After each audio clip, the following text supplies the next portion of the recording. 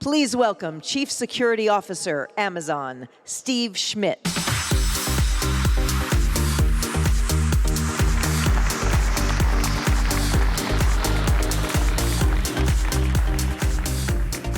Good morning, everyone, and welcome to re:Inforce 2022. Big thank you to the City of Boston, by the way, for having us here again. Clearly, none of us really could have foreseen the past few years when we were looking back at the last re:Inforce in Boston in 2019, but I'm glad we're able to get together in person again. This is one of those things where the energy of a conference like this, I think, contributes a lot to people's ability to absorb and retain material because it's sort of the synergistic back and forth with things. For those folks out in the audience who are here at your first re:Inforce, I do want to provide a little bit of context as to what we're going to be doing this week and what we're going to be going through. So then, a brief overview here of what you can expect over the next 2 days. 5 tracks, which we'll get deeper into in a moment, 266 sessions for you to choose from. That does include some repeats, by the way, so that if you're in a situation where you have a conflict and you need to reschedule, there should be an option for you to pick up a repeat of those things. We'll have a few security service and feature launches for you. There'll be some be today and some will be tomorrow. And we'll have those sessions in the schedule as well now. Ideally, you should come away from this with a few new tools and new capabilities that you can use in your security program, because that is always our goal, is giving you practical, applicable knowledge that you can take home and use today. Now, I'd like to talk a little bit about the tracks themselves really quickly here. We've tried to highlight the broad themes that are applicable to your day-to-day work, by the way, and your business as a whole. And I want to note that there is overlap between these concepts. They're not standalone. None of them exist in a vacuum. For example, part of your risk program is likely going to involve defining your identity policies. And having great network security aligns with having great threat detection as well. Keep in mind, all of the content at re:Inforce is 200 to 400 level. We've seen that attendees at re:Inforce already have a foundational service knowledge, so we can start the conversation past the beginner level. Our breakout sessions are traditional lecture style. They're about 50 minutes with an expert in the topic leading the conversation. And the experience level of the speakers, by the way, is very high. And in some cases, the people who are leading these sessions are the very people who build the services that they are talking about.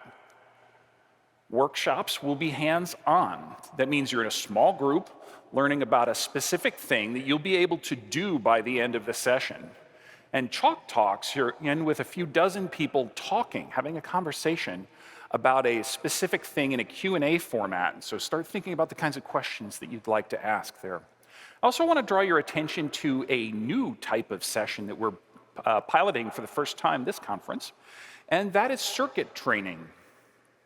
Circuit training is a combination of disciplines in 3 parts, where you're rotating every 45 minutes. It's essentially a sequential learning session led by AWS experts, where you move through 3 sections of content along with your peers. You'll learn about a solution, you'll see how it works, and handle a sample implementation yourself. So it's learn and actually apply. Clearly, these are intensive, but it is a great way to get immersed in a topic. An example of a circuit training topic would be using the security and resiliency of the cloud for incident response. We'll also be mentioning sessions that apply to what we're speaking to throughout this talk. These callouts will appear on screen like this in the upper right-hand corner. You could jot down those session IDs or do as some of you are doing right now, take a picture so that you can refer to them later on. And of course, stuff we all get. That's good old swag. We've got pins and challenge coins that you can earn this time around. Something tells me our partners, of course, will come through with a t-shirt or hat for your wearing pleasure as well.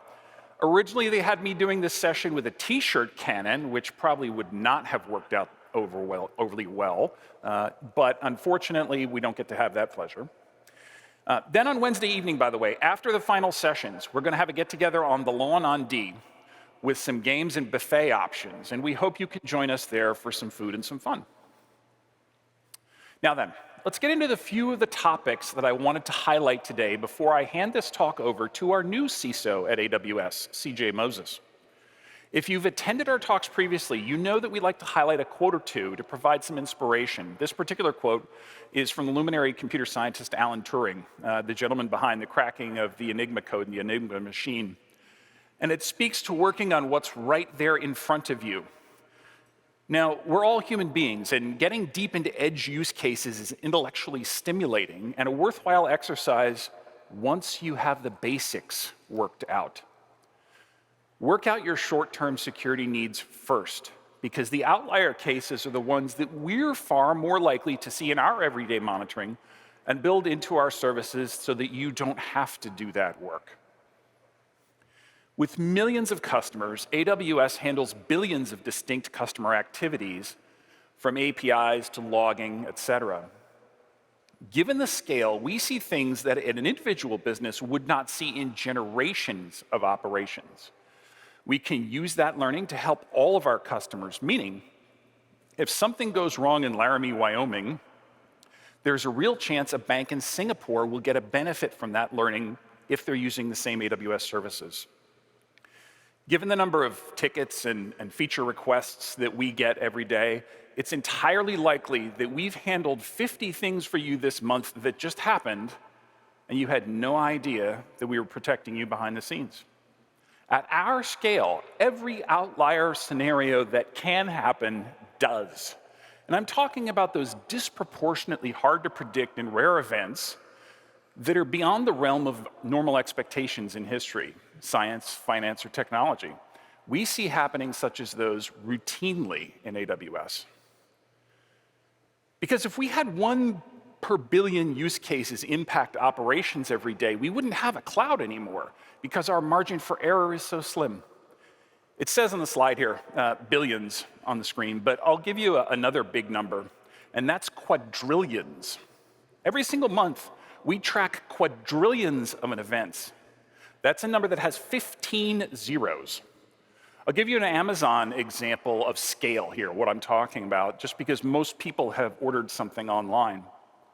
When you place an order, it goes into our fulfillment software stack. It can stay there for seconds or for years, depending on what you're ordering. For example, a book might be announced, but it may be months off before it's available to ship, and you're doing a pre-order. Now, until that book ships, you can cancel that order, right? Now, when the item does ship, there's a message sent from fulfillment to ordering that spans milliseconds. It's too small of a time frame to even really comprehend as a human being. Now then, there's an edge use case that states, at the exact moment that order is being fulfilled, the customer decides to click the cancel button. Against astronomical odds, customers have canceled during a moment that doesn't even span an entire second, requiring us to mitigate that particular path.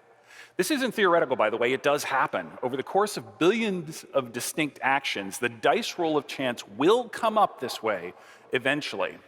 And that's true with security as well. This concept that we'll note something anomalous has happened once in the giant space that is the internet.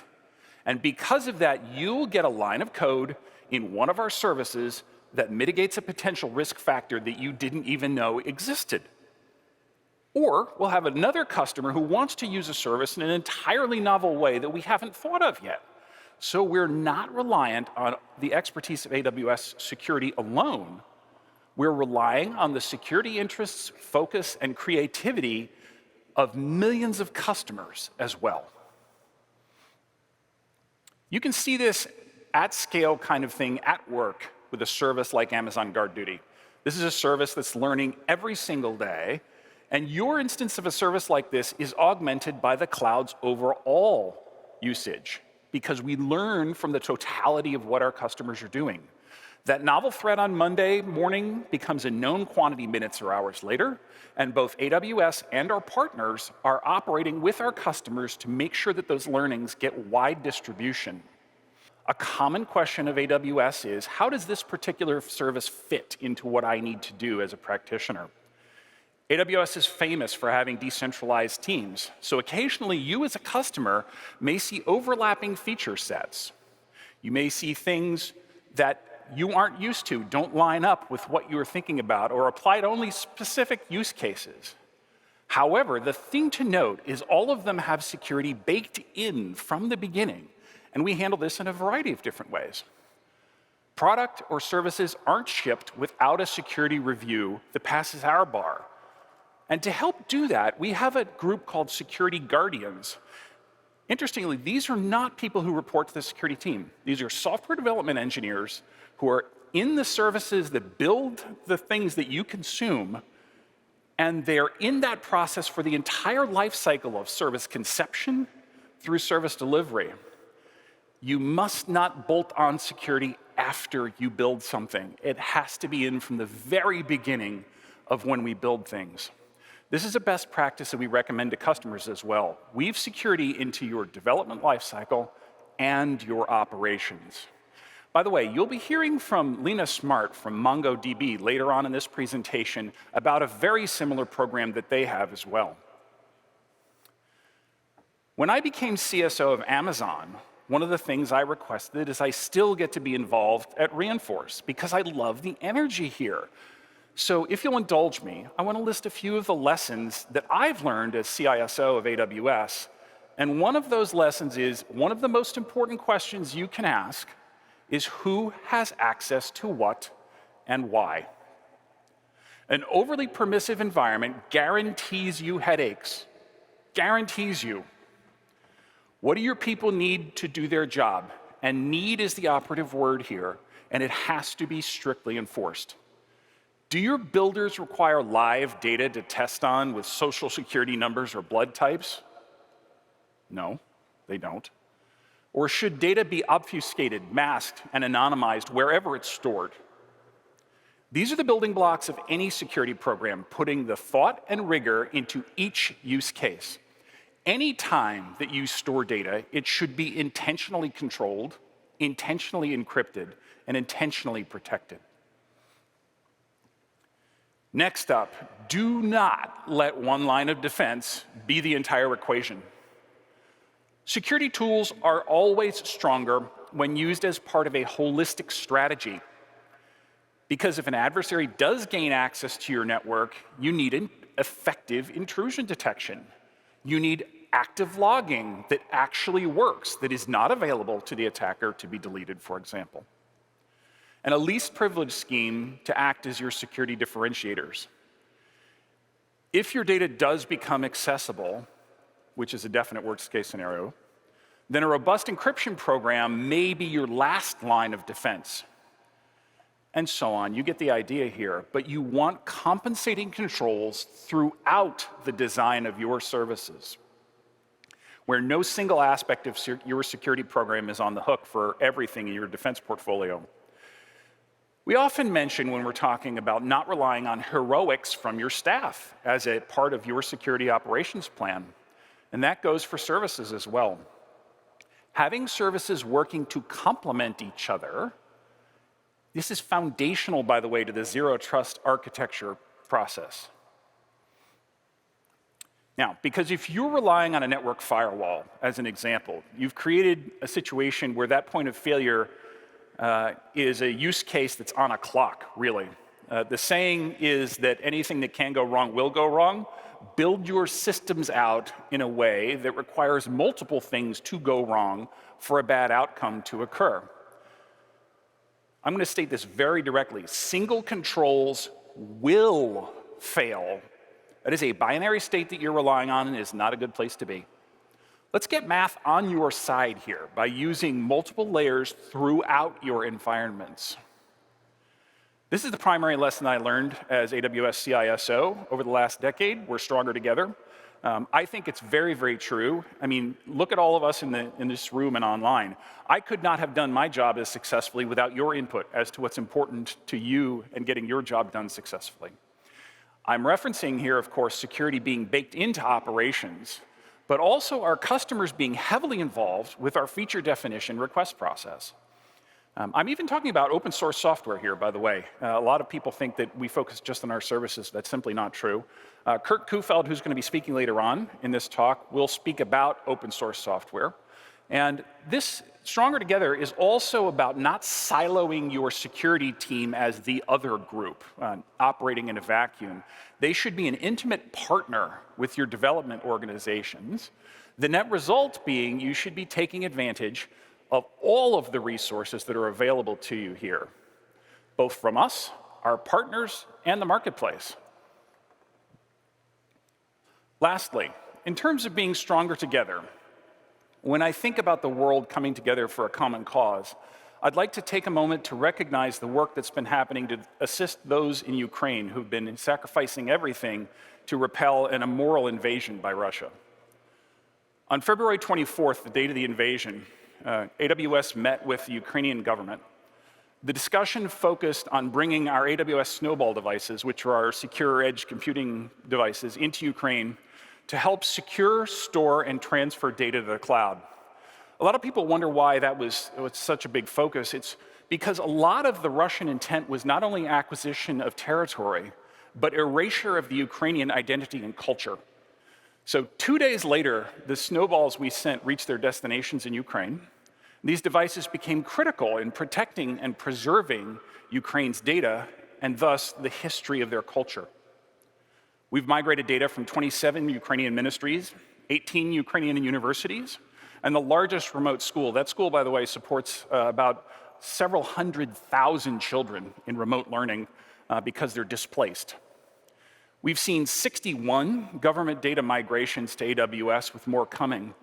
Private Bank, which serves about 40% of the Ukrainian population, has now moved all of their operations to the cloud. That's 270 applications totaling about 4 petabytes of client data that previously resided on about 3,500 Ukraine-based servers. This enables Private Bank's customers to keep access to their funds online despite the efforts of the Russian intelligence services to disrupt the communications infrastructure. There are moments in history where you have to roll up your sleeves and do the right thing. For us, this is one of those moments. And I'm really proud of the way the team has responded and will continue to respond. And now I want to bring to the stage a person who's been front and center during all that work, CJ Moses. Remember when I said you need to have multiple layers of defense when it comes to your security program? Same thing applies to succession planning. Having people who can step in when the need arises. If you rely on a single person as an important part of your operating model, you're going to have a tough time scaling. So when Andy Jassy came to me and said, do we have a CISO for AWS ready? There was no hesitation on my part. CJ's been my deputy for the past decade, at my side throughout this journey in AWS, and AWS cannot be in better hands. CJ, come on out.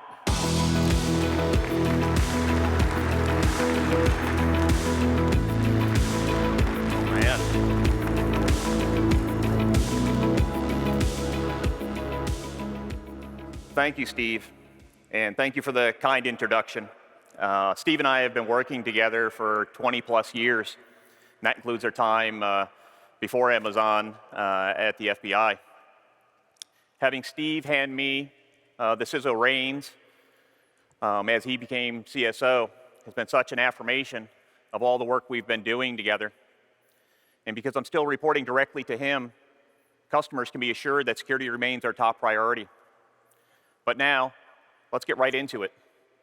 Let's talk about, for a little while, our security culture at AWS and how we engage with our internal teams and customers. This quote resonates with me because I've been part of many motorsports teams over the years, even been behind the scenes with Sir Lewis Hamilton's Formula One team. This quote by him indicates how team-dependent and even a seemingly individual activity like motorsports racing can be. Simply put, unless there is a team of dedicated professionals behind the scenes, none of the things we do will come together. So while in our use case, we aren't changing tires on an F1 car in less than 2 seconds, but our teams are our professional pit crews when securing the data and systems that enable our customers and our team. Now, Steve just said, if security only matters to the security team and not the entire company, you're in for some trouble. Ownership across teams shouldn't just be profit and loss in success and failure, but also security itself. Single-threaded leaders are owners of all aspects of their business. You should be having regular interactions with leadership to make sure you're meeting their business needs, but also that they're paying attention to security. We have a weekly security meeting with our CEO. In that meeting, or it's a meeting, but more than that, it's actually a mechanism that reinforces our security culture. One of these meetings that we had a few years ago, we brought a team in that had a little bit of an issue that we wanted to discuss, and the team had been an acquisition from a year or so prior to that. And the interesting part of that is that when we started the meeting, it was virtual for this team because they were remote. They went ahead and you pop up on screen, and it was just their security leader for the team. That was strange. And immediately our CEO said, well, where is the leader of the business? And the security leader said, well, I'm here to represent, because it's a security matter, I'm here to represent him. Immediately our CEO said, no, single-threaded leaders own security, and I expect that security leader or that leader to be here in this meeting. If I'm here, they need to be here. That's what we're all about. That single mechanism reinforces security culture across the entire company. That's the type of mentality that you want to have, and you want to have passed down from your through your company. And mind you to say, 10 minutes later, we came back to that team, and that leader was sitting there front and center. And the next 10 minutes of that discussion was reinforcing security culture to make sure that that leader understood what needed to happen within their organization going forward, and it did happen. Those types of changing moments to ensure that security culture is carried forward throughout are very important, and you have to have mechanisms that reinforce that, because companies like AWS are going to acquire other companies, bringing in other cultures. You need to make sure you have a mechanism to continue that. You've heard about our security guardians in the AWSers that are embedded in our service teams that help maintain that high security bar. And more on this in a moment, but we need to measure everything and have metrics that allow for competition. One of our key business enablers is an automated tool that builders make use of at the start of development lifecycle. It's interactive and asks relevant questions to provide actionable security guidance. So builders provide initial information on what's being developed, then the tool then specific tasks to meet our security bar. We're baking security into our development pipeline throughout the process, which means security reviews are quicker and uneventful.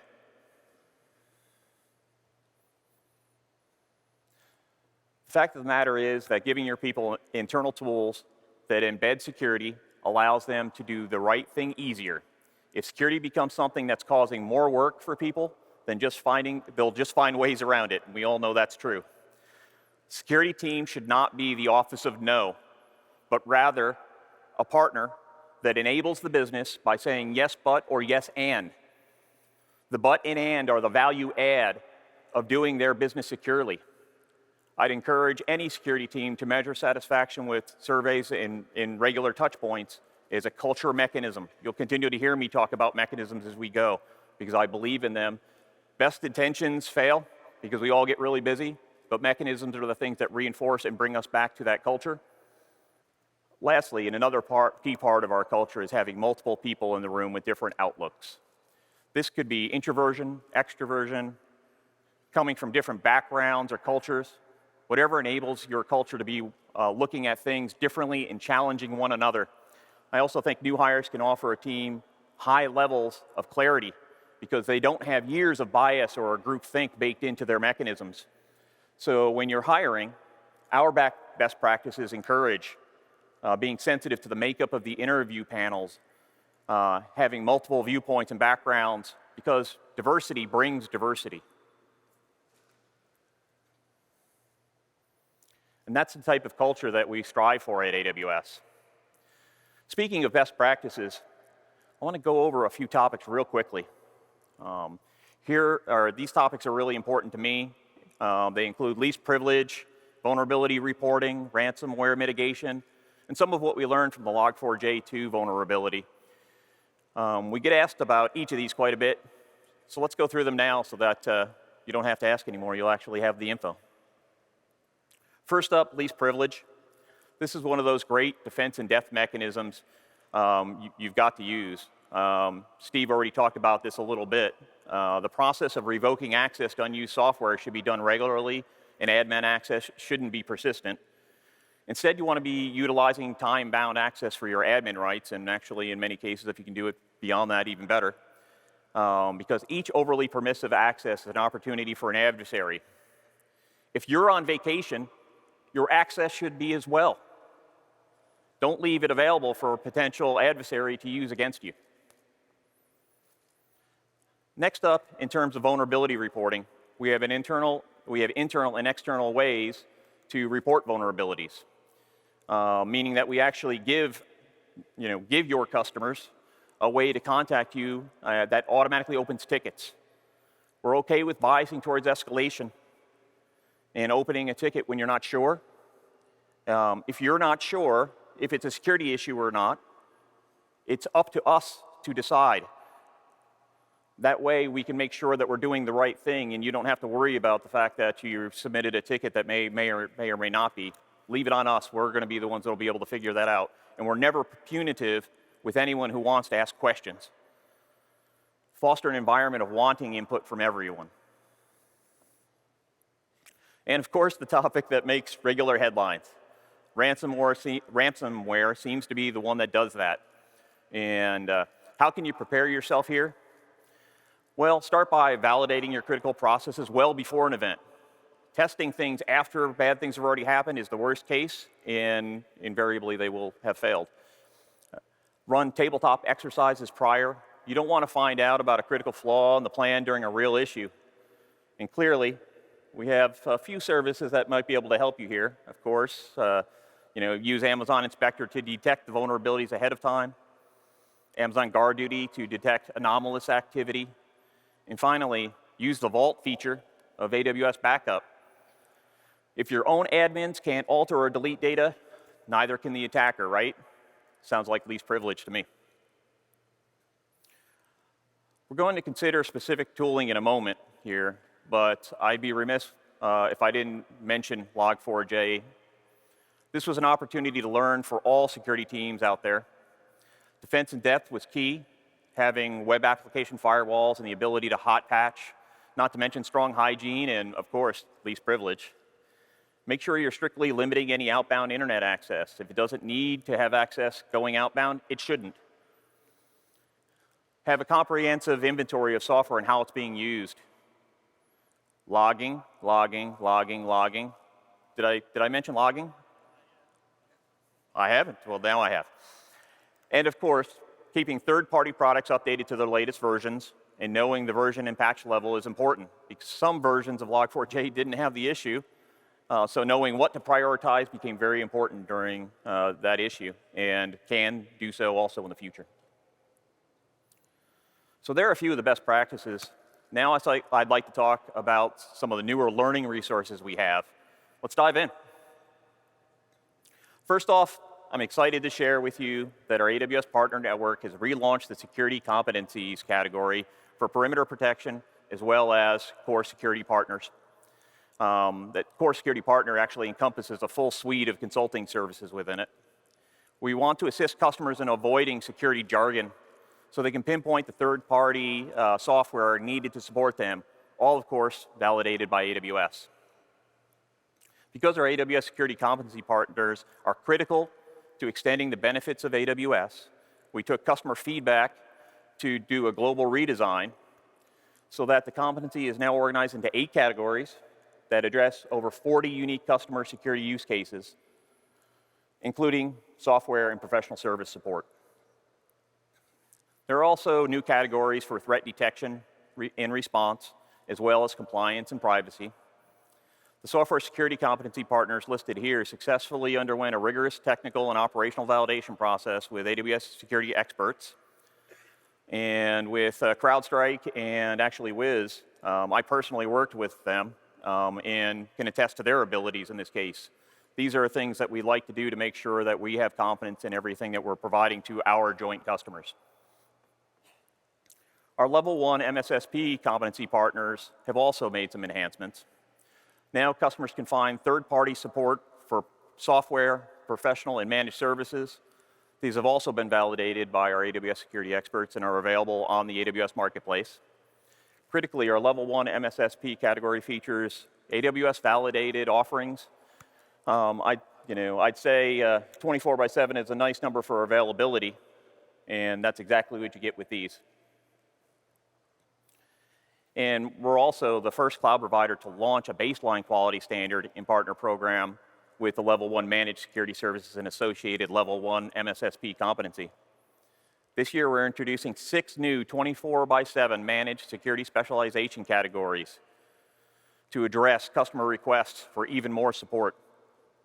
We hear the need, and we're here to support you in that. Today, I'm pleased to tell you we're launching a preview of Vendor Insights, which is a new AWS Marketplace security feature.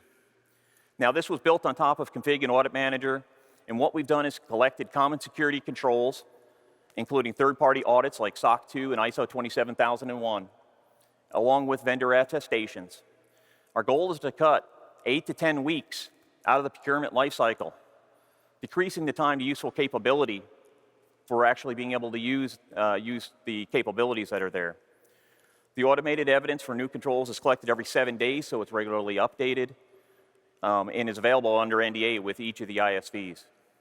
I know this doesn't sound all important, but the reality is that time to being able to use some of the capabilities is very important, and we all have to also make sure that we're maintaining compliance with the various verticals that we have. In terms of education, our Cloud Audit Academy is announcing a workshop that gets into PCI DSS on AWS. This was developed by AWS in partnership with ISACA, and the workshop is designed to educate assurance, risk, and compliance professionals based on the 12 requirements of PCI DSS, latest version 3.2.1. This details what evidence is required for customers and where they should be looking for it, where to get it, and how it applies to their own PCI workloads within the AWS cloud. A fourth audit CAA course for US federal and DoD workloads is in development and be announced later this year.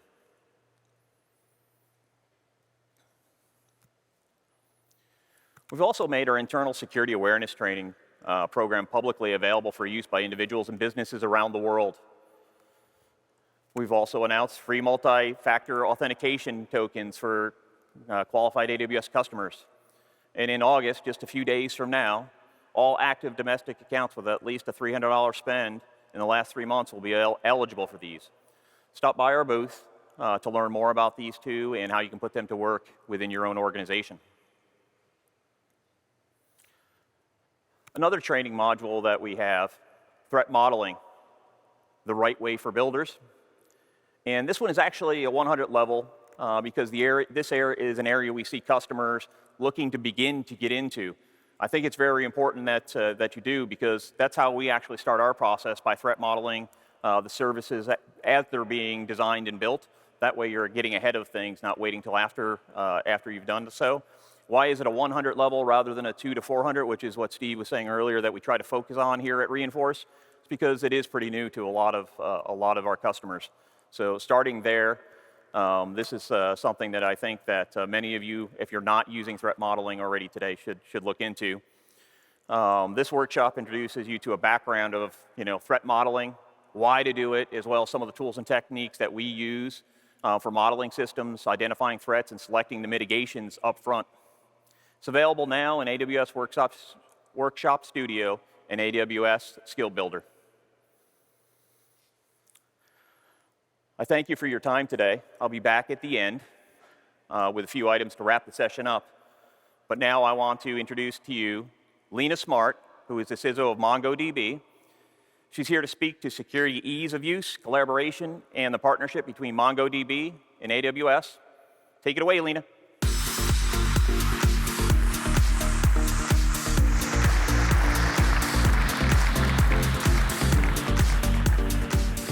Wow, hi. Okay, first thing, they told me that I wouldn't be able to see the audience, and that would be okay. And I can see you all, so this is terrifying. Just so you're clear. Seriously, they said yesterday in the rehearsals, oh, the light will be in your eyes, you won't see anyone. I can see your eyeballs. Okay. Thank you for that introduction. It's great to be here today, so let's jump in.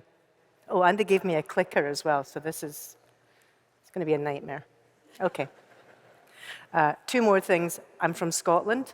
We talk very fast. I was told two things yesterday. I have to exude. Scottish people don't exude. They also told me I had to enunciate. So I will try and do one of the two things, plus the clicker. All right, so on to the serious stuff. So security was once an afterthought in software design. Today, it's an increasingly critical concern for every aspect of application development, from planning through development and beyond. The volume of applications developed, distributed, used, and patched over networks is rapidly expanding, as are the volume of cyber attacks and compromised data stores, more than 50% of which happen at the web application layer. While this isn't a new trend, the ever-changing security landscape means security measures, including improving security practices in the software development lifecycle, as well as across organizational culture, are necessary to minimize the likelihood that malicious actors can gain unauthorized access to systems, applications, or data. They also told me I had to move about, so I'm trying to move about. It's no wonder then that companies' top concerns today are related to data storage, access, safety, and privacy. You want to worry less about security so that you can focus on app dev, performance, availability, business continuity, data management, and access. As a CISO at MongoDB, these concerns are also my top concerns as we work to better serve our global customer base. And we are very appreciative of the opportunity to do this in lockstep with AWS. So, as you can see, here at MongoDB, our mission is to provide a robust developer data platform, DDP, designed to make data easy and simple to work with. And as the slide says, you can all read, we wish to free the genius within everyone by making data easy to work with. I believe that customers choose MongoDB because we provide the flexibility of our document model. We offer more than just the database and help users tackle various use cases through our unified system, which also means you only have to be skilled with one platform. We're the only platform out there that can run multi-cloud or with hybrid extensions, and our platform can run anywhere developers are. And we are secure out of the box. It's as simple as that. And I believe that's why we've been so successful. MongoDB is beloved by organizations across the globe for highly sensitive workloads. We're talking about the core operational systems of banking, pension systems, and other critical workloads. Developers consistently rate MongoDB one of the most wanted databases, and our business has taken off in the last few years since becoming a publicly traded company almost 5 years ago. I also work very closely with other CISOs, and I'm a member of various working groups that help with these efforts. And one of our strongest collaborators is AWS. Another great example of our collaboration is with BigID. They're in the audience somewhere. I'm sure they'll put their hands up. Which runs on MongoDB and AWS, through which MongoDB and AWS deliver scalable data intelligence for enterprise data in the cloud. The strategic partnership reduces risk for cloud-native tools and enables joint customers to achieve compliance and protect their sensitive data. Customers like State Street, Morgan Stanley, American Airlines, Geico, and eBay deploy BigID's data intelligence platform to proactively discover, manage, protect, and get more value in general from their regulated, sensitive, and personal data across their data landscape. MongoDB customers maximize the value of their data and make better business decisions, I believe, when they connect BigID to their MongoDB applications. MongoDB is a data source for BigID. So as I said, MongoDB powers the BigID platform, And Big ID Cloud offerings are powered by MongoDB Atlas on AWS and can be purchased on AWS Marketplace. So now I'd like to talk about some of the tool sets that we use within MongoDB. In my opinion, the first tools that you should take out of your AWS Services toolbox are AWS Organizations, CloudTrail, and SSO. It's my belief that they form the foundation of any AWS security program. In particular, Organizations was a lifesaver for us compared to individually configuring each account. A lot of the tools in our toolbox can be coordinated by AWS Organizations, and we really rely on it. When we moved from SAML authentication to AWS SSO, we were better able to manage permissions for our users and groups from Okta from within AWS itself. And even better, many of the long-lived credentials were completely removed, reducing our surface area for exposing those credentials in code or elsewhere. I hope I'm not talking too fast. You'll understand what I'm saying, right? Excellent. I could tell you some jokes, but they probably would kick me off the stage. So there are a few other tools that we're testing right now with a wider rollout planned soon. This is kind of the nirvana stage. So guard duty, that can spot things that other types of detection could miss by reviewing network and DNS logs, and it correlates them with the threat intelligence sources that we have. This makes my DNR teams very happy. Config allows us to query cloud resources and the entire history of configuration for those resources across all of our accounts. Then we can evaluate these resources and configurations against known benchmarks like CIS, AWS Foundations. My GRC team loves how easy it is to report on our compliance with all of these fabulous controls. It's never easy to know what permissions people need to do their jobs. IAM Access Analyzer will really help us pare down those permissions based on that user's history. And this will allow us to follow a principle of least privilege. And we have now started to leverage AWS Graviton-based instances as well. And you need to scroll the thing because I can't see it. There we go. Thank you. AWS Graviton processors are custom built to deliver several performance optimizations over standard AWS compute instances. And moving to Graviton provides our joint customers with enhanced performance for those critical workloads. Managing access to virtual machines can also be a real headache. User accounts are created and they're never rotated, they're never offboarded, they're just there. And hopping through VPNs and bastions also gets complicated fairly quickly. So Session Manager would allow us to transcend beyond opening SSH and RDP ports and the hassles of SSH key management. And users can connect seamlessly with their federated SSO identity into any machine, taking the guesswork out of who is accessing what. We enforce our security baseline through a few different mechanisms, but Landing Zone will allow us to bake those controls into a blueprint for each new account. And this will save us a lot of time as we continue to scale our cloud presence. And finally, regarding tools, by leveraging tag compliance, we can identify unused or underutilized resources from that project. You know the one, you all know the one I'm talking about, the one that you created about 3 years ago, then instantly forgot about. And we can identify resources that are abandoned or without an assigned owner. So I know that Steve spoke about the Guardian program. We have a Security Champion program, and you're all lit up now. Now I can see every single one of you again. This is fabulous. This is my baby. I absolutely love our Security Champion program.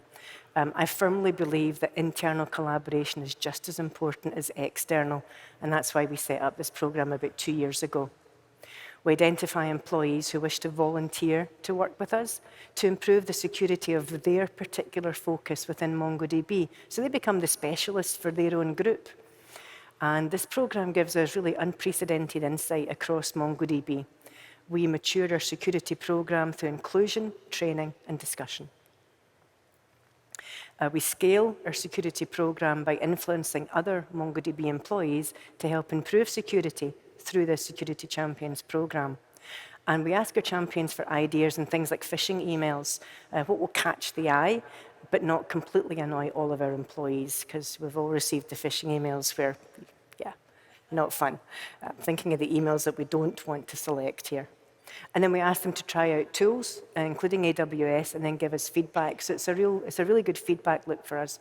And we've also had 5 people transfer internally from their existing roles into my security and GRC teams due to this program. So it's also a feeder for us as well, which I'm just so happy about. My assistant, Comey, who is in the front row there, she will actually be transferring in as a full-time cybersecurity employee next year. So yay for her. So to recap, first and foremost, we want to make it easy for customers to work with and utilize their data assets. Security is inherent across all of our practices and shouldn't be a focus for customers. Building applications faster and smarter should be. MongoDB is a strong trust program, which has security, reliability, trust, and compliance as its pillars, along with a very qualified team. And as I mentioned, our Security Champion program is my baby, and it's at the crux of our work and continues to grow, with membership projected to be over 200 people by 2023. We're excited to continue building out our capabilities and offering even more to customers through our collaboration with AWS. And thank you very much for your time. Please welcome Vice President of Platform, AWS, Kurt Kuhfeld.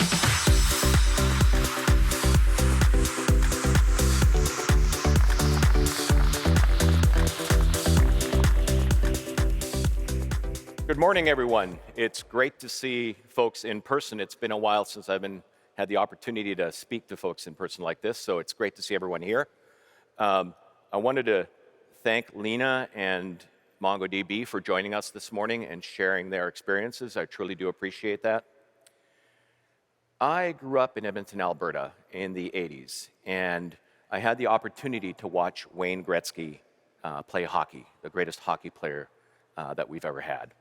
And I wanted to use one of his quotes, which is, "I skate to where the puck is going to be, not where it has been." Today, I want to detail for you some of the ways that we work with you and our customers to ensure that we are looking forward to and skating to where the puck is going to be from a security perspective. First up, let's talk about encryption.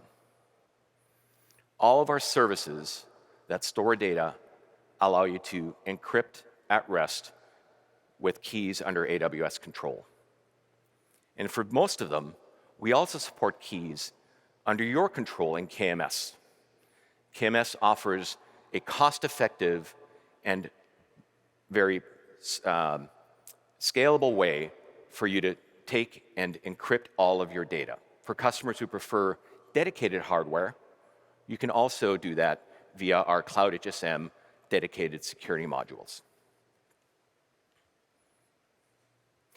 And while the encryption algorithms that we use today for our asymmetric encryption are the best that you can get in the security industry at this time, the advent of quantum computing over the next few decades means that we will need to rethink how we do encryption.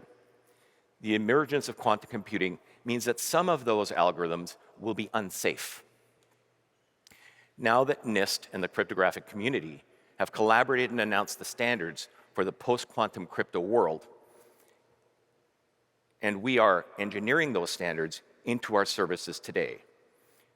Of course, this risk is only for those services that we use that are asymmetric, but that is really everything that's done on the internet today. So what we've done is we've implemented a hybrid post-quantum key exchange. And we've done this, and we've made it available in open source in our signal-to-noise, or S2N service.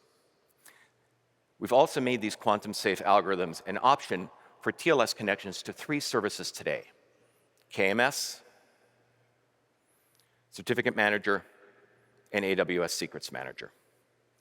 Obviously, there will be more of these coming out over time. The nice thing about our hybrid quantum key agreement scheme is that even if one of these new algorithms were to be found to be incomplete or not good enough at some point in the future, you are still using the classical algorithms, so you are at least as safe as you are today. We're actively working with the Internet Engineering Task Force to define this quantum key agreement and hybrid technology as we move from one to the other. And we will continue to invest and continue to implement these algorithms as they come out. You may also have seen that NIST announced the 4 finalists for the post-quantum algorithms, and we were co-authors on 2 of those. And also we were co-authors on the code signing algorithm as that.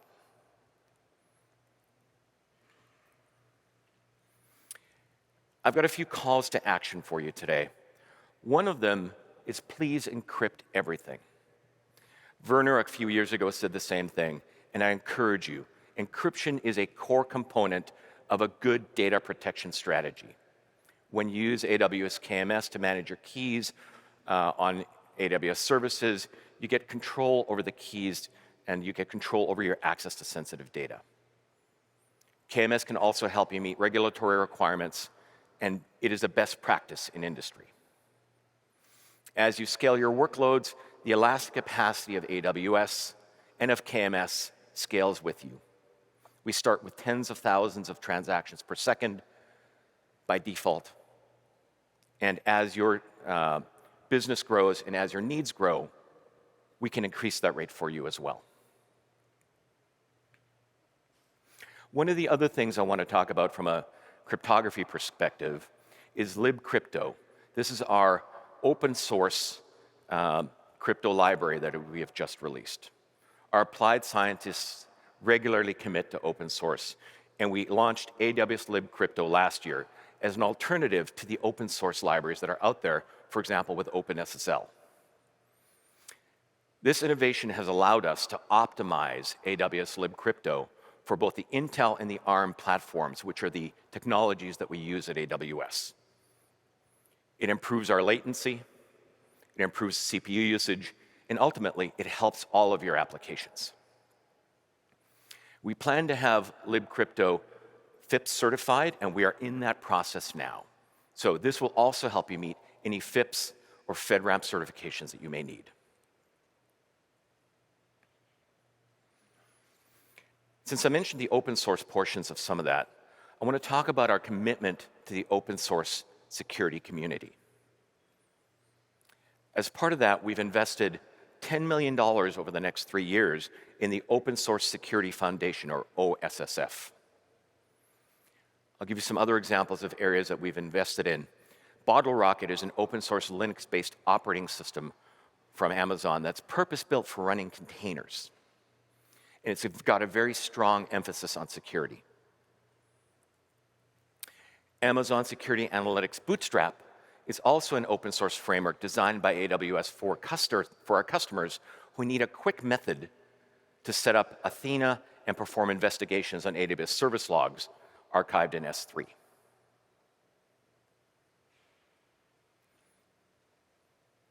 I want to talk about, moving on from that a bit, I want to talk about an area that I'm particularly interested in and that I love to talk about with folks and our customers that I talk with, and that's automated reasoning.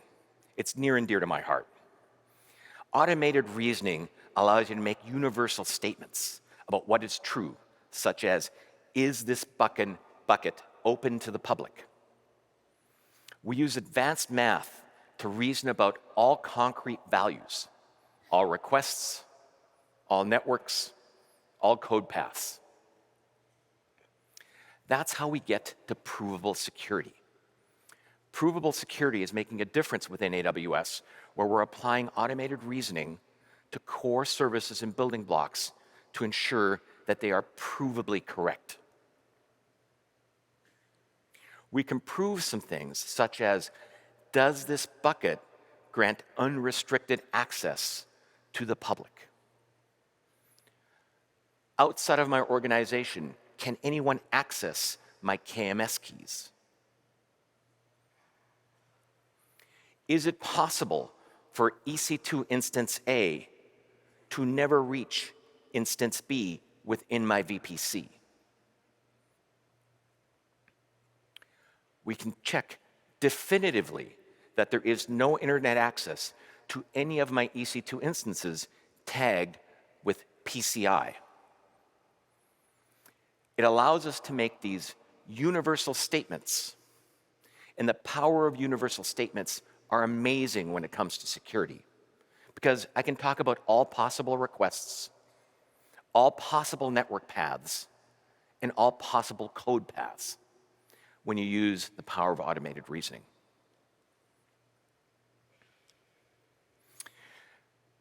We use provable security where it's additive to your security abilities. Let me give you some examples.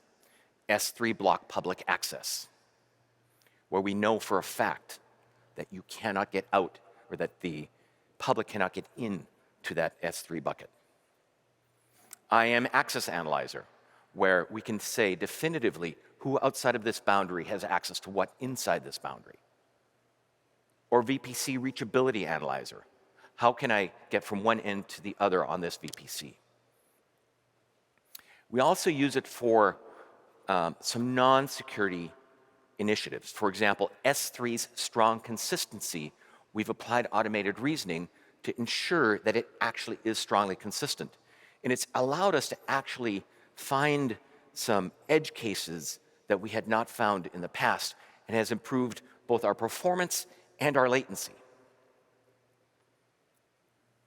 We've used it to prove the protocol for KMS that we use when we move your keys around cannot leak keys. And S2N is also tested with automated reasoning from end to end, verified with automated reasoning. And finally, I want to talk about FreeRTOS, which we use in IoT.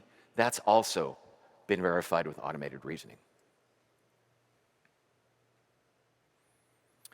Moving on from automated reasoning, I want to talk about another area that I also love, which is identity and access management. It's the primary way that you can restrict access or allow access to your data in AWS. It specifies which users and roles can access resources like Amazon S3. IAM provides fine-grained access controls so that you can define who can do which actions on which resources and under what specific conditions. So Bob can access this data from Monday to Friday from 8 a.m. to 5 p.m. when he is on call. The second part is enforcement. AWS enforces your access controls for every request across AWS. But it always starts with deny. It starts with, I can't access this, and then you have to add the ability for your customers, your resources, your people to access it. And it does this check well north of 500 million times per second. This could mean the use of multi-factor authentication. I can't access this unless this user has logged in with MFA. Or only making it accessible if you're in your own VPC.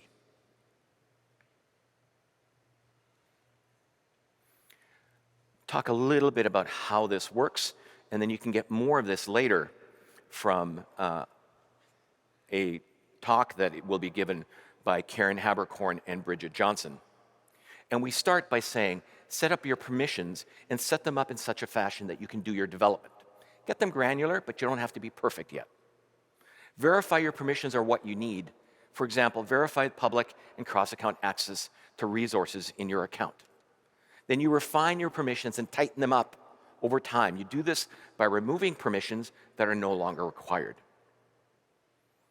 IAM Access Analyzer, the system that I just talked about, provides you tools that help you along every step of the way of doing this.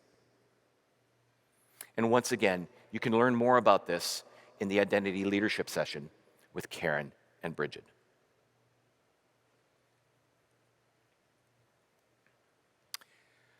I've got some calls to action for you, and I've already mentioned this, but it's important. Please turn on block public access. If you don't need public access to your S3 bucket, click that button and turn it on. It will absolutely save your life.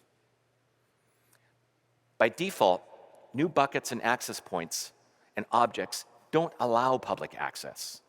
But your users, your customers, the people that work with it every day can modify those policies, and they could inadvertently allow public access. You can use S3 Access Analyzer to review those public buckets and see what does have access should you happen to need a public bucket.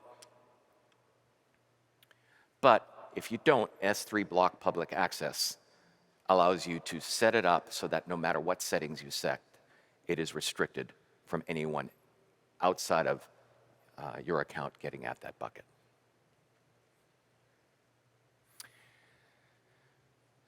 Another call to action, another security best practice, MFA. Please enable MFA on your accounts. MFA will up-level your security. MFA is one of the easiest and best ways to have an additional layer of security for access to the cloud. This, by the way, is not only true for your AWS accounts, but is also true in your everyday personal life. Please enable MFA. MFA is a must. I want to tell you a little bit of a story. Amongst other things, one of the things that I own is fraud. And fraudsters are creative. But those accounts that are protected with MFA are significantly more secure than those that are not. So should you lose your credentials in some fashion, God forbid that anybody would check in some credentials into GitHub, if you have MFA enabled, you are still protected. So please enable MFA and do so today. As part of that, this was mentioned by Steve earlier, we've made our free MFA security program even easier for customers. You now have a portal where you can order your MFA security key should you want one. We encourage you to check this out, but again, it's free. Just using it bolsters your security. And you can visit the Amazon Security Initiatives booth in the Northeast lobby for more details about the effort. So please feel free to do that. And once again, please do enable MFA on your accounts. Now comes the part that you've been waiting for. What's new? What are we announcing? Why am I here? The first thing I'll bring to your attention is an important one that we launched 2 weeks ago, which is IAM Roles Anywhere. This makes it easier for you to use IAM roles for your applications outside of AWS. It allows your workloads running to extend those features into those workloads and extend those workloads outside of AWS. The IAM roles provides a secure way for your on-premises servers, containers, applications to obtain temporary AWS credentials. And this eliminates the need for you to manage and create long-term credentials, which you then have to store and keep safe. So work with IAM roles anywhere in order for you to continue to use the temporary credentials, which are significantly safer over long term for you and your customers. Now, for a new product that's launching today, Amazon Detective for EKS. It analyzes, investigates, and identifies the root cause of security findings or suspicious control plane activity on EKS clusters.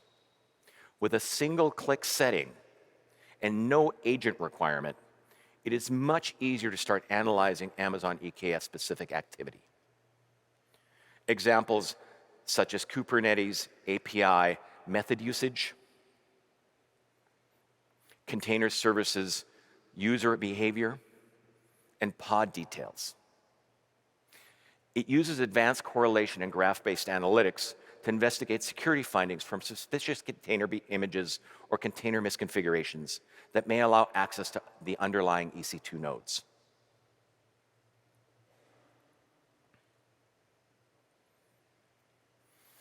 Another launch happening today is GuardDuty malware protection.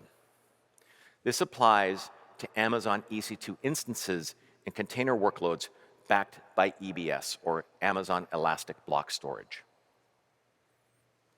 When GuardDuty malware protection feature is enabled, and GuardDuty detects suspicious activity on a workload, it takes a snapshot of the associated EBS album in parallel to the workload that's going on. It then analyzes that with compute that runs in the AWS service account, not your account, so as not to disturb the workload or require any agents or security software to be deployed inside your workload.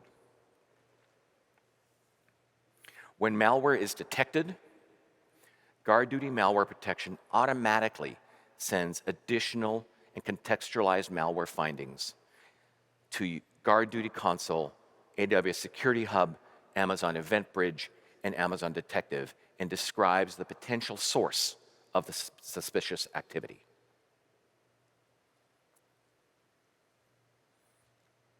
It's integrated with Security Hub at launch, and Security Hub now automatically receives Amazon GuardDuty malware protection findings. The integration between Security Hub and GuardDuty expands the centralization and single pane of glass experience that we're looking for you to make it easy for you to find any security issues that you may have.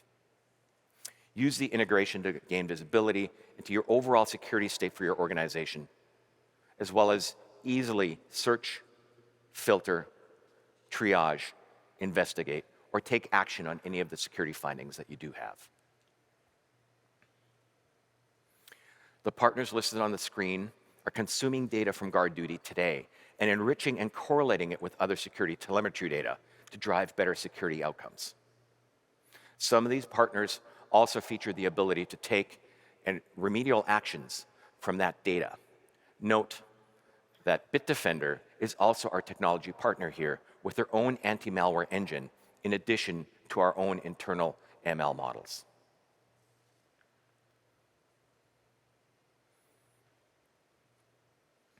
And of course, we're not going to send you out there into the wilderness all by yourselves trying to figure out how this all works.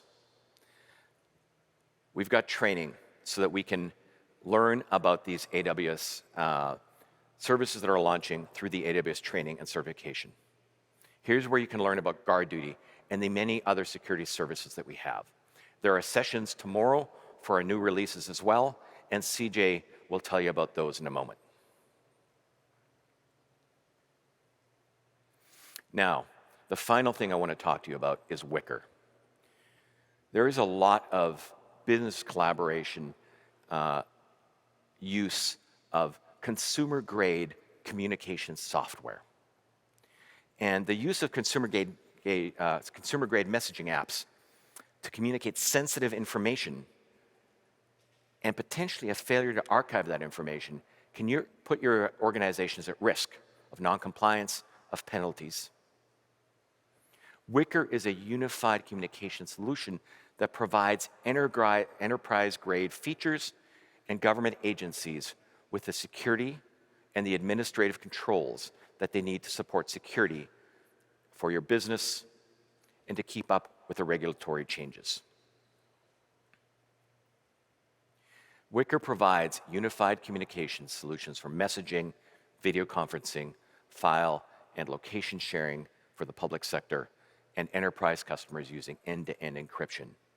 We encrypt on the endpoints so that your communications is always secure. And then users have full administrative control over data, which includes setting permissions, configuring your ephemeral messaging options, and defining what messages are stored. Some of the use cases you might want to think about using this for within your organization are threat intelligence sharing, legal, financial, M&A discussions, or regulatory conversations. That's all the time I have for you today. I want to thank you all for listening and watching, and I'd like everyone to please welcome C.J. Moses back onto the stage.